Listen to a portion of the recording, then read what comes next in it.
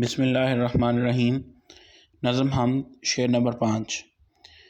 تو ہی نظر آتا ہے ہر شے پہ محیط ان کو، جو رنج و مصیبت میں کرتے ہیں گلا تیرا۔ تشریح۔ اس شعر میں شاعر مولانا الطاف حسین حالی اللہ تعالیٰ کی عظمت اور کبریائی بیان کر رہے ہیں۔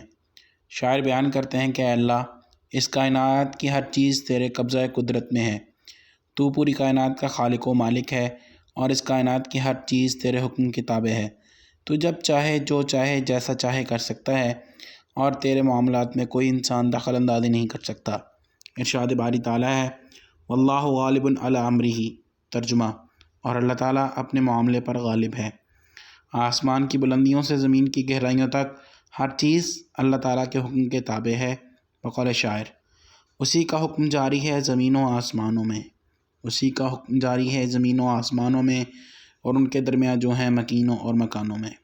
شاعر بیان کرتے ہیں کہ بعض اوقات انسان اپنے برے اعمال کی پاداش میں یا آزمائش کے طور پر کسی مصیبت، پریشانی یا بیماری میں مبتلا ہو جاتا ہے۔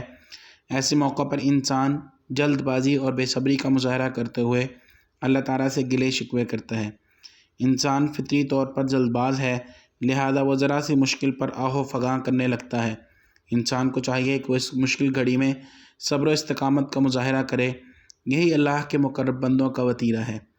اگر انسان صبر نہ کرے اور بے صبری کرتے ہوئے ہر وقت زبان پر حرف شکایت رکھے تو اس سے اس کی پریشانی کم نہیں ہوتی۔ مشکل سے نجات کے لیے بالآخر اسے اللہ تعالیٰ کی طرف رجوع کرنا پڑتا ہے، کیونکہ مشکلات سے نجات دینے والا صرف وہی ایک خدا ہے۔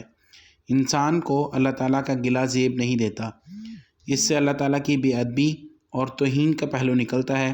نافرمان اور ناشکرہ بندہ جب اللہ تعالیٰ سے گلے شکوے کرتے کرتے تھک جاتا ہے تو وہ بھی بالآخر اللہ تعالیٰ ہی سے رجوع کرتا ہے، اس بات کو ماننے پر مجبور ہو جاتا ہے کہ وہی ذات ہے جو ہر چیز پر قادر ہے اور میرے ہموم و غموم کو بھی وہی ذات ختم کرے گی۔ بقول شاعر، شام کی خزاں کو صبح بہار تو نے کیا، میرے مولا میرے پروردگار تو